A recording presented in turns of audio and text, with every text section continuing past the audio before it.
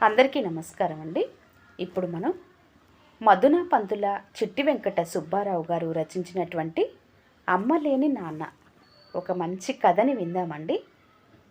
ఉదయం 7 గంటలైంది. ఇంకా కొడుకు కోడలు ఎవరూ లేవలేదు. ఉదయం 5 గంటలకే కాఫీ తాగడం అలవాటు ఉన్న రామయ్య గారికి ఇంకా కడుపులో కాఫీ పడకపోతే పిచ్చెక్కినట్టుగా ఉంది. ఇదే సొంత ఊర్లో అయితే ఈ పాటికి రెండోసారి కాఫీ కూడా అయిపోయి ఉండేది. ఆ ఒక్క లోటు జీవితాన్ని ఎంత మార్చేసింది. ఆ లోటు ఏమిటి ఇంతకీ? ఇంకేముంది, ఆ వయసులో హఠాత్తుగా భార్య సీతమ్మ గారు చనిపోవడంతో పెట్టే బేడ సర్దుకొని ఇల్లుకు తాళం వేసి ఈ నగరం చేరిపోయాడు కొడుకు దగ్గరికి. రామయ్య గారి కొడుకు కోడలు ఇద్దరూ కూడా ఉద్యోగస్తులే. ఉదయం 9 గంటలకే ఇద్దరూ ఆఫీస్కి పరిగెత్తాలి. ఈలోగానే కోడలు కాఫీ, టిఫిన్, వంట పూర్తి చేసి బాక్సులు పట్టుకొని రామయ్య గారికి టేబుల్ మీద అన్నీ సర్ది పెట్టి ఆఫీసులకు వెళ్ళిపోతారు. రామయ్య గారి కొడుకు ఒక అపార్ట్మెంటులో 5వ అంతస్తులో కాపురం ఉంటున్నాడు.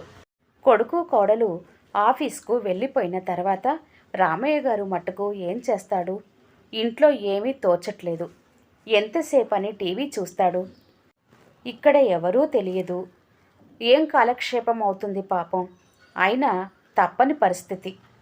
ఏం చేయలేని కుటుంబ పరిస్థితులు.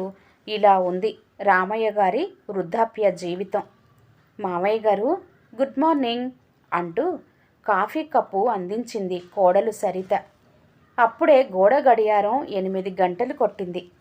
సీతమ్మ గారు బతికుంటే ఈ పాటికి టిఫిన్ కూడా రెడీ చేసి పెట్టేసేది. ఇప్పుడు ఇక్కడ మొదటిసారి కాఫీ తాగుతున్నాను, రెండోసారి కాఫీ ఇచ్చే దిక్కే ఉండదు అనుకుంటూ కాఫీ కప్పు నోట్లో పెట్టుకోగానే పంచదార పానకంలా ఉంది. ఆయనకు అసలే షుగర్. చేసేది ఏమీ లేక అలాగే తాగేసి కప్పు కింద పెట్టేశాడు.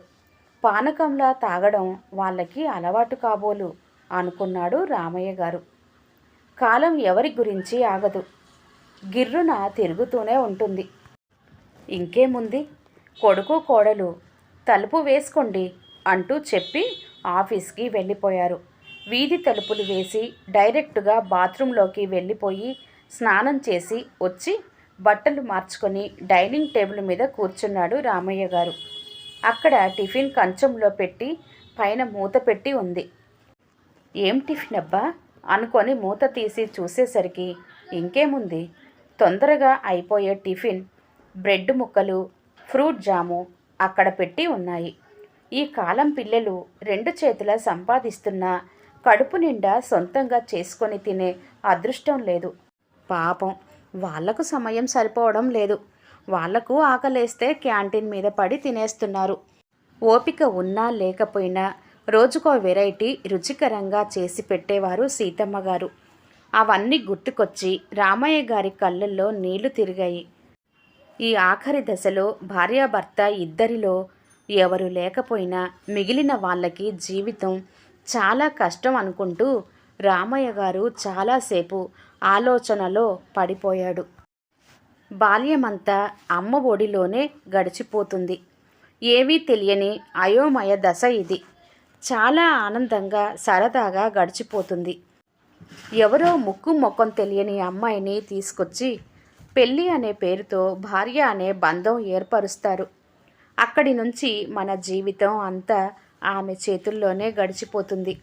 బాల్యంలో మనం అమ్మకు పసిబిడ్డ అయితే పెళ్ళైన తర్వాత భార్య పెద్ద బిడ్డలా చూసుకుంటుంది. అమ్మ కొంతకాలం వరకే మనతో పాటు ఉంటుంది. భార్య మరికొంతకాలం ఉంటుంది. ఇద్దరూ ఉన్నప్పటి నుంచి మనల్ని కంటికి రెప్పలా చూసుకొని ఒక రకంగా పెంచి పెద్దవాళ్ళని చేస్తారు. ఇప్పుడు ఎవరూ లేకుండా ఎలాగా జీవితం గడపడం? అన్నింటికీ మూడో వ్యక్తి మీద ఆధారపడాలి. ఆ మూడో వ్యక్తికి మనకి ఏమీ రక్త సంబంధం ఉండదు. డ్యూటీలా చేసుకుంటూ వెళ్ళిపోతారు. కానీ బాధ్యతగా చేసేవాళ్ళు చాలా తక్కువ మంది ఉంటారు. ఎవరిని ఏమీ తప్పు పట్టలేము. ఎప్పుడూ ఉన్న చోటికి కాఫీ తీసుకొచ్చి ఇచ్చి అన్ని సమయానికి అభిరుచి మేరకు అమర్చిపెట్టే భార్య లేకపోతే జీవితం ఎంత కష్టమో ఇలా ప్రత్యక్షంగా అనుభవిస్తున్నారు రామయ్య గారు. నరకం అంటే ఎక్కడో లేదు, ఈ లోకంలోనే స్వర్గం నరకం ఉన్నాయి అనుకొని అలా మంచం మీద వాలి నిద్రలోకి జారుకున్నాడు. మెలకువ వచ్చేటప్పటికి మధ్యాహ్నం 2 అయింది. బాత్రూంకి వెళ్ళి మొహం కాళ్ళు చేతులు కడుక్కొని డైనింగ్ టేబుల్ దగ్గర కూర్చున్నాడు. మూతలు తీసి చూసేటప్పటికి మూకుడులో బంగాళదుంప వేపుడు, కుక్కర్లో అన్నం, గిన్నెతో చారు, పక్కనే ఆవకాయ, పెరుగు. కంచంలో అన్నం పెట్టుకొని గబగబా 4 ముద్దలు తిని కంచంలో చేతులు కడుక్కొని హాల్లో టీవీ ముందు కూర్చున్నాడు.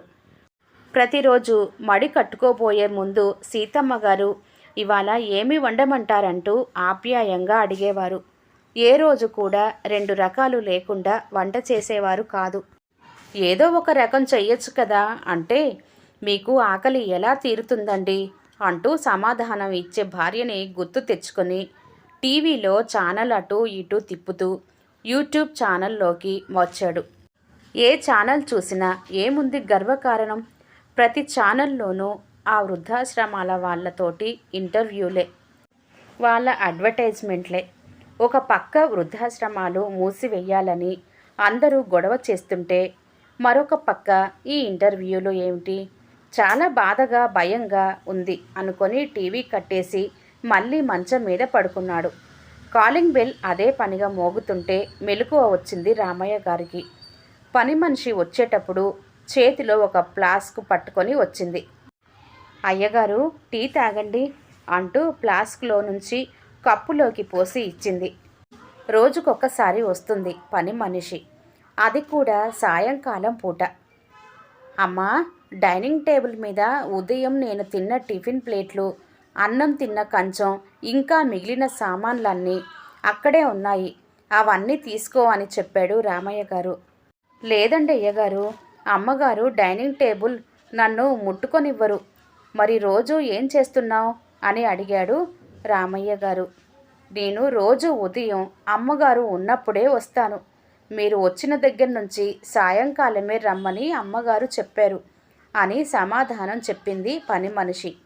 ఇంకా రామయ్య గారు చేసేదేమీ లేక డైనింగ్ టేబుల్ మీద ఉన్న సామాన్లన్నీ పని మనిషికి వేసేశాడు.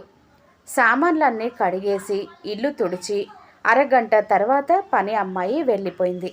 అప్పటికి సమయం 7 గంటలయ్యింది. వీధి తలుపు వేయబోతుంటే కొడుకు కోడలు గుమ్మంలోకి అడుగుపెట్టారు.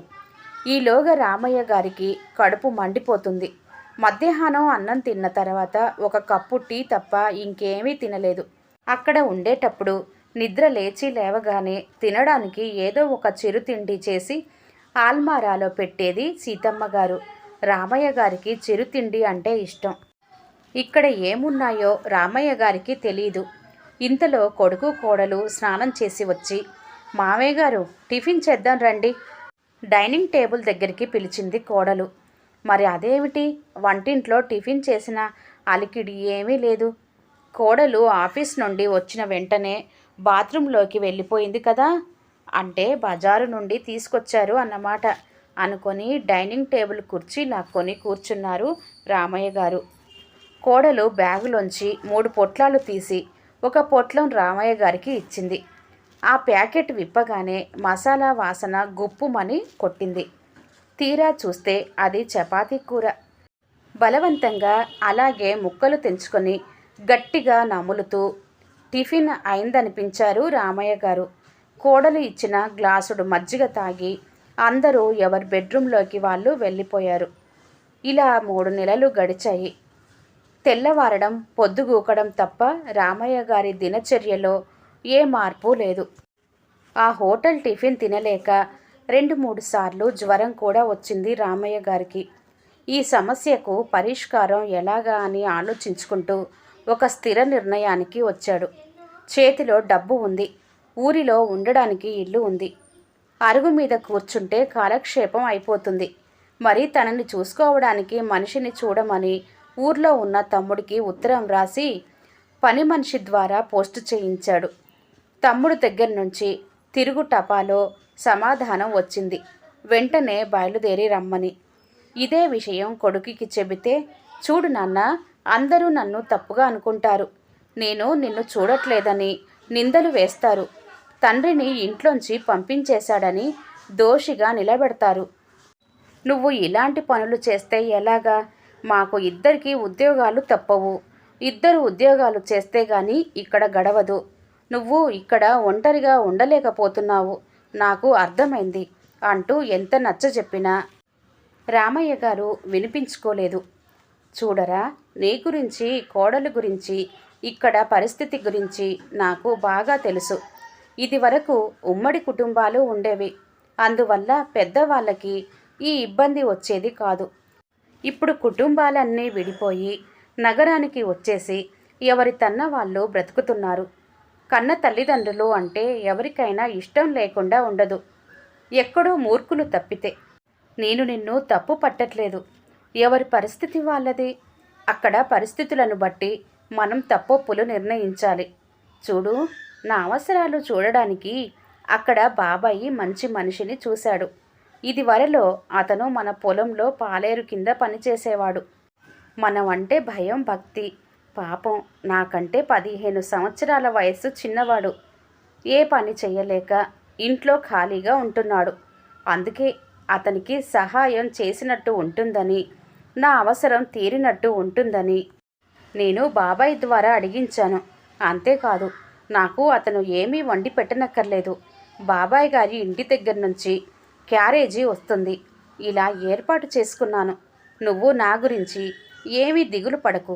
నీకు చూడాలని అనిపించినప్పుడల్లా వచ్చి వెళ్ళు. రోజు నేను ఇక్కడ తోచడం లేదని బాధపడుతూ కూర్చుంటే ఏమి ఉపయోగం అని ఈ నిర్ణయం తీసుకున్నాను. అంతేకాకుండా నేను ఏ వృద్ధాశ్రమంలోనో చేరితే నీకు తల వంపు. అంతేకాని నేను నా ఇంట్లో ఉంటే తప్పేముంది అంటూ చెప్పుకు వచ్చాడు రామయ్య గారు. రామయ్య గారి కొడుకు చేసేదేమీ లేక తండ్రిని సొంత ఊర్లో వదిలేసి అన్ని ఏర్పాట్లు చేసి దిగులుతో ఇంటికి చేరాడు. ఏమండి, కొడుకు దగ్గర నుంచి వచ్చేశారు అని ఎవరైనా అడిగితే నగరంలో వాళ్ళు పడుతున్న కష్టాలు, ఉద్యోగాలు, ఆ ట్రాఫిక్, వాటి గురించి అరుగు మీద కూర్చొని అడిగిన వారికి, అడగని వారికి కూడా చెప్పి కాలక్షేపం చేసుకుంటున్నాడు రామయ్య గారు. అలా కొంతకాలం ఉండి రామయ్య గారు మంచం పట్టి కన్ను మూశారు. నాన్న నన్ను దోషిగా నిలబెట్టలేదు ఎవరి ముందు.